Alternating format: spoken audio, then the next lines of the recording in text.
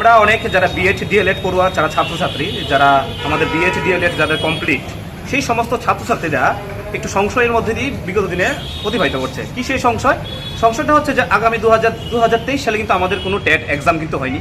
2024ও প্রায় অর্ধেক পেরিয়ে যাচ্ছে, কোনো টেট এক্সাম কিন্তু হয়নি।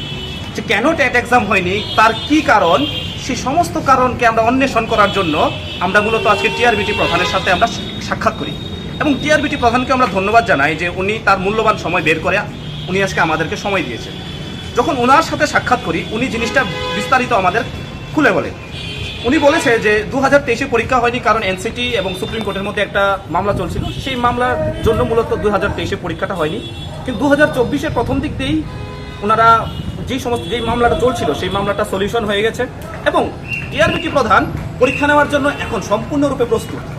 এখন যেহেতু টিআরবিটি প্রধান পরীক্ষা নেওয়ার জন্য প্রস্তুত, তাহলে কেন পরীক্ষা হচ্ছে না? টিআরবিটি প্রধান এই বিষয়ে আমাদের অবগত করেছে যে টিআরবিটি প্রধান রাজ্য সরকারের কাছে একটা দাবি করেছিল যেন এখন আমরা পরীক্ষা নেওয়ার জন্য প্রস্তুত, আপনারা দ্রুত পরীক্ষা নেওয়ার ব্যবস্থা গ্রহণ করুন এডমিনিস্ট্রেশনের মাধ্যমে। কিন্তু তখন রাজ্য সরকার জানিয়ে দেয় যে এখন আগামীতে লোকসভা ইলেকশন, সেই লোকসভা নির্বাচনের জন্য এখন সমস্ত অ্যাডমিনিস্ট্রেটিভ বিজি আছে, তার জন্য পরীক্ষাটা নেওয়া হচ্ছে না।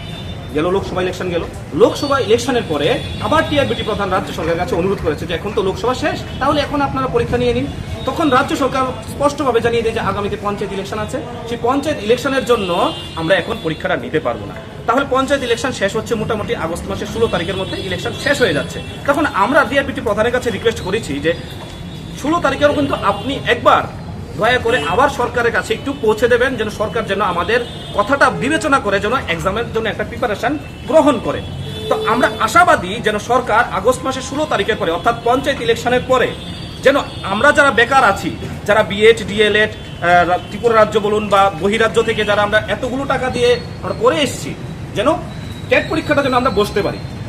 সেই অর্থে রাজ্য সরকার আছে আমাদের ছাত্রছাত্রীদের তরফ থেকে একটা বিনম্রভাবে অনুরোধ যেন পঞ্চায়েত ইলেকশনের পরে আপনারা যেন একটা এক্সাম নেওয়ার জন্য একটা ব্যবস্থা আপনারা গ্রহণ করুন। আমরা আশাবাদী, আমরা রাজ্যের মুখ্যমন্ত্রীর কাছে আশাবাদী, আমরা আশাবাদী যেন আমাদের যারা ছাত্রছাত্রী, যে ছাত্রছাত্রীর যে কথা, সেই কথাকে উনি বিবেচনা করে এবং সেটার একটা সঠিক একটা ব্যবস্থা গ্রহণ করবে।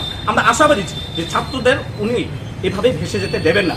তার জন্যই আমরা আজকে মূলত টিআরবিটি প্রধানের কাছে আসি এবং টিআরবিটি প্রধান আমাদেরকে সমস্ত ঘটনাটা আমাদেরকে খুলে বলে। ঠিক আছে, ধন্যবাদ সবাই।